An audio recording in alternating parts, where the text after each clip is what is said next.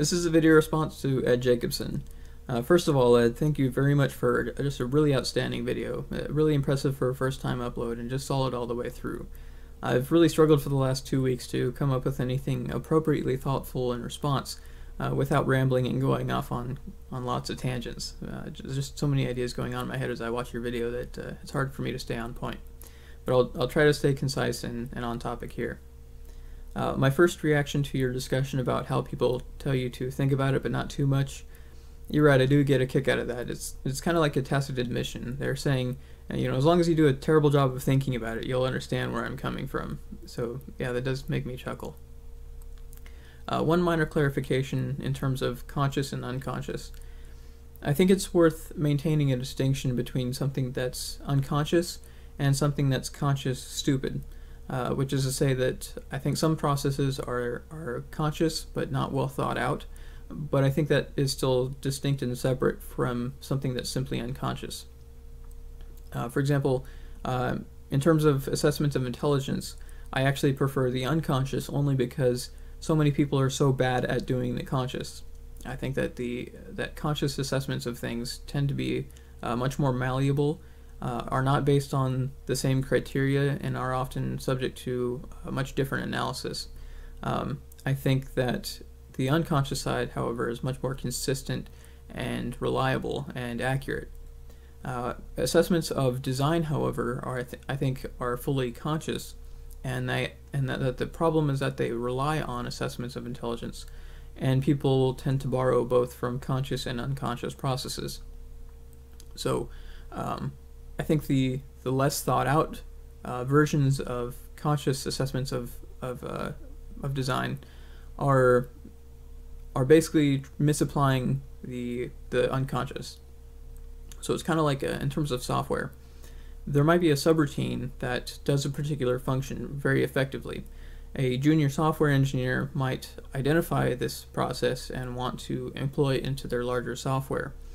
The mistake that a junior software engineer would make, however, if they don't do their due diligence in understanding how that subroutine works, they might not understand that the subroutine is effective and efficient because it's making certain assumptions, and that in applying that subroutine to an external software and bringing in their own assumptions, assumptions that don't jive with the subroutine, they will get inaccurate, invalid, or nonsensical data as a result.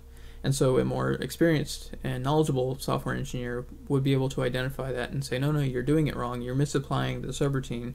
These are the assumptions of the subroutine, these are the assumptions of your software, they don't jive, and this is why you're getting invalid results. So it's kind of how I think about it. I think that assessments of intelligence are employing a certain set of assumptions that people don't really understand, and that a more thoughtful analysis of that subroutine will yield a better understanding of how it's supposed to work and how you can appropriately apply it into a larger software or larger analysis wherein you bring your own assumptions, for example with the design argument or with assessments of design in general, is that in appropriately aligning your assumptions, the external assumptions that you're bringing in, along with the assumptions of the subroutine and the assessments of intelligence on the subconscious side, will yield more accurate and more valid, more reliable results, even though that those results are not in line with what a theist would expect.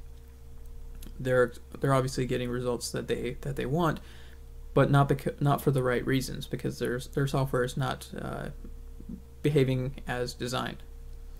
So that's kind of how I think about it. Hopefully that wasn't too unclear. But yeah, I'll try to make that more refined if that's difficult for anyone to understand.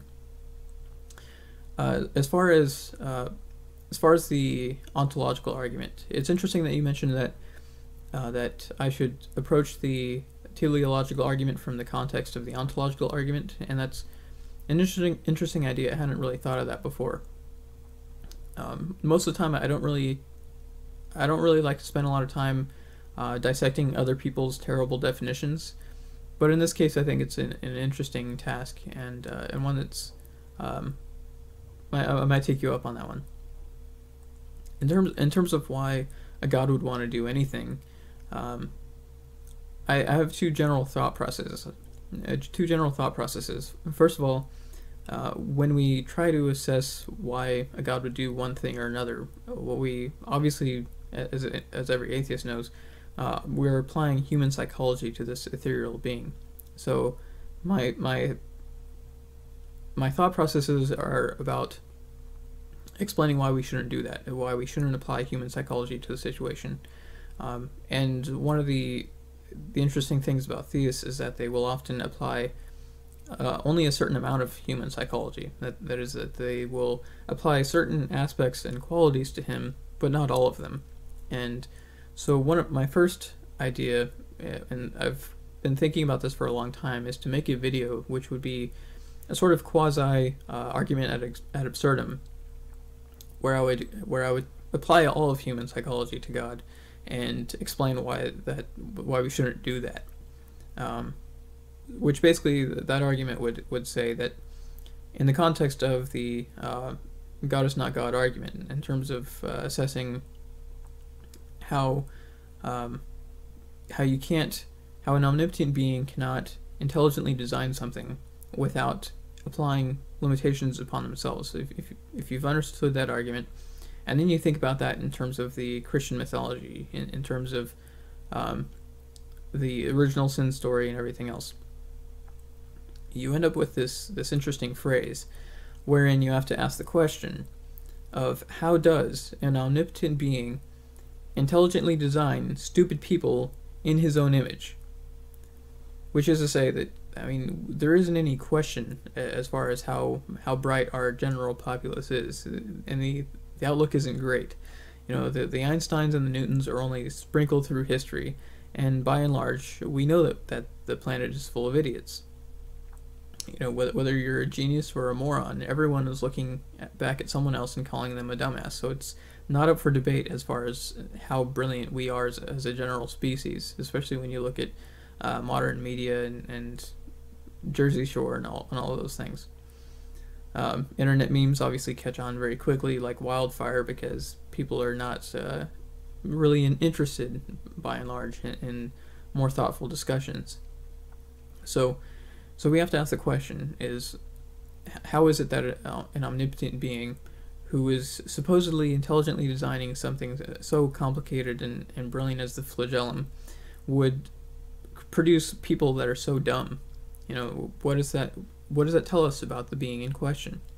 Now, in terms of the Christian mythology especially, this being is not only making dumb people, but he's punishing them for their dumb actions. Now, who is at fault for that? Now, if you're going to produce someone who's dumb and then punish them for their dumb actions, knowing full well that you created them that way, obviously there's a certain level of responsibility there. But then you take that into account with the whole creating in his own image, and then that yields some interesting psychological issues. It seems to me that the appropriate analysis of that situation is that this being must have an overwhelming sense of insecurity about his own intellect, and that by projecting these insecurities onto an external medium and then punishing that medium for their behaviors and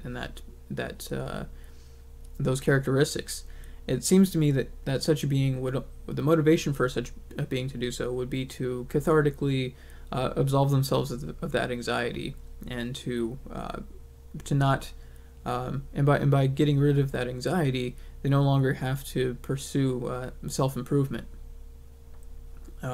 That's the best read that I can make of the situation. Of course, my conclusion in the end is to say that, hey, wait a minute, maybe we just shouldn't be applying human psychology to the damn thing in the first place. We have no point of reference. We have no reason to believe that any of these things are accurate or valid.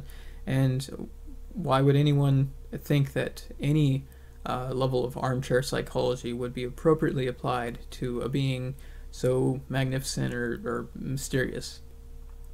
And to just take that to the full extent, you know, to take it to its maximum, and to say, hey, you're doing it too, stop it. cut it out. You don't have any basis for making that assessment of why God would do that thing or another. So that's my original approach. My second thought, because that's probably not going to go very far or very well along as far as a discussion with the theist. The second idea is to say that, well, maybe let's apply a little bit of human psychology. Maybe let's apply the waste not, want not philosophy, which is to say that maybe, if we are supposedly here because he wanted life in the universe, and then you look at the universe and how devoid it is of life, that sounds like awful lot of waste to me.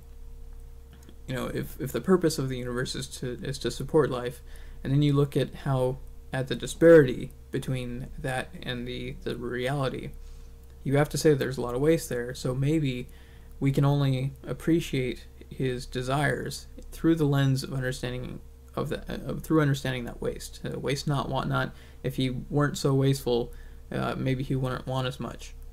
Of course, then that goes back to assessments of intelligence and how bright this being is, and the idea that God is an idiot just isn't a really popular one. So I don't think that would go very far either, but it's fun to tease people with. In terms of the who designed the designer argument, my criticism for that was mostly because it seems like a lot of people think that is a logical imperative, that they just it's kind of one of those things that people bring up too quickly, I think. And my problem with it is mostly that it doesn't really close the loop most of the time, which is to say that when people think that they can just ask that question out at the beginning, the theist can very easily respond with, oh, he's eternal, and then that absolves them of any responsibility whatsoever to close that loop or to explain explain their process. But you raise some really interesting points that it's basically like a fallback position for them, which is to say that they, like you said with Pike, that he very clearly acknowledges the obstacle-goal relationship or the design constraints, and understanding how there's a difference between an organization of materials and an organization of materials that implies design. But then they forget about that relationship as soon as it becomes convenient for them, because they don't know how to better provide any foundation to their argument. And that their fallback position is to say that any semblance of organization implies design, and then therefore you bring in your argument that if that's the case, then you can make this argument about who designed the designer more effective, and I agree. So that's a really good point. I would caution atheists to bring it up, and in terms of either waiting for that assertion to come from the theist first, or to bring that out of them, to make them explicitly state their new position on design and how it should supposedly work. But so yeah, my criticism is mostly because people leave that door wide open for the other person to escape, and then it's kind of it's usually a pointless question. But if they're gonna apply it the way you did, that's outstanding. Yeah. The other thing with that too, though, I guess, is that you also have to, in order for that argument to work, is you have to also you have to play devil's advocate and support their other assertions that are also inaccurate, which is, for example, that order doesn't come from disorder. We can readily prove that that does happen through chaos theory. Chaos theory shows how a very simple chaotic system can yield organization out of disorder. So we can do that mathematically right away. So a lot of their foundational assumptions are just patently false to begin with. So that's another avenue we could go down. But after they've established all these other assumptions that are wrong, he can certainly use the who designed the designer question more effectively. As far as your concerns about how are you lamenting that often the most thoughtful discussions are restricted to only the obscure YouTube channels? Man, I agree. It is thoroughly depressing. I have the same experience as you of watching someone like PZ Myers or Richard Dawkins, and they get so close to saying the thing that needs to be said, and then they drop the ball, and the public continues as they did before, and no one comes out of the situation any better than they went into it. And yeah, it is often limited to just a few channels here and there. And obviously a part of that is because people are stupid and fickle in general, that they're so heavily reliant on catchphrases and taglines and various forms of sensationalism. But a part of me has to acknowledge that part of that is due to our own psychology. Two books that come to mind are This Is Your Brain on Music and another book, How We Decide by Jonah Lehrer. I forget who wrote the first book, Daniel somebody. But they were describing the neuroscience of being an expert. And the science shows that people really only become experts through practice. That for as much as we like to describe various people as being prodigies or naturals, the reality is that they've actually been practicing, at least at something similar, all along. That when you pick up a coffee cup, you are exercising all the parts of your brain necessary to pick up the coffee cup. And in so doing, you are allowing neuroplastic processes to reshape your brain so that you are better and more effective at that task. So I believe that the kind of people who become famous, the people who get TV shows, who get huge YouTube channels and things like that, that they have the kind of psychology necessary to pursue the activities across their lifespan that will get them the experience and the exposure that is necessary, that they do all the right exaggerated movements and they change the inflections of their voices at all the right times, and they have the right timing for deliveries of various kinds, whether they're jokes or quips or various things, and that this is essentially a lifetime of accumulated experience for these people, and that it is a time-consuming thing, that it's actually a task. Being famous and getting to that point is a task that they've dedicated themselves to across their lifetime, and that as such, I don't think it's surprising that we don't find a lot of people who bridge the gap between science and media. People like Neil deGrasse Tyson, who are very good educators, are fairly rare. And so to further expect or want these scientists to also be experts or to be effective at things like philosophy is a rather tall order. And so I don't think it's overly surprising that we don't find people who are adept at all three. Of course, we know people who are good at media and philosophy, but often those guys are charlatans. People like Lane Craig, who use their knowledge to manipulate other people in the media rather than actually, having any sort of integrity from science and the rigors of those processes to be accurate when they deliver stuff to the public. So I think that's a big part of it, that people like myself who do spend more time and have more interest in solving other kinds of questions are not likely to be the kind of people who are going to spend time trying to be public and trying to be famous or trying to get out there. And yeah, I don't think you're going to find people who bridge all three, science, philosophy, and entertainment. And I certainly don't think I'm going to change anytime soon. I don't have any interest in really being famous, considering the kind of people that are out there. I just don't need that kind of attention. So I think that's kind of a big piece of the puzzle there, and it is upsetting, and it doesn't bode well for our species in general that it's hard to get people's attention onto thoughtful ideas and deeper discussions. But I don't know what else to say about that. But I think that's kind of the state of things, and it doesn't bode well for us in the long run. But in any event, You mentioned Hume. I haven't actually read any Hume. In fact, I haven't read any of the philosophers, and I haven't really spent a lot of time researching anything that anyone else has written on these kinds of subjects, at least on the non-scientific side. So you had me at a loss there, but it was really interesting to listen to. I did really appreciate that, especially because I'm always interested in what other people have to say and what they took away from the philosophers. So listening to your analysis was really good, especially about Pike and those kinds of in-depth kinds of perspectives. So thank you for that. Yeah, people have mentioned Hume to me before, and I just haven't gotten around to it yet. But someday. Anyways, I just wanted to thank you again for a really great video, and a lot of things to think about for a while. And so I'll definitely be looking for more videos from you as well. So thanks again, and I'll talk to you soon.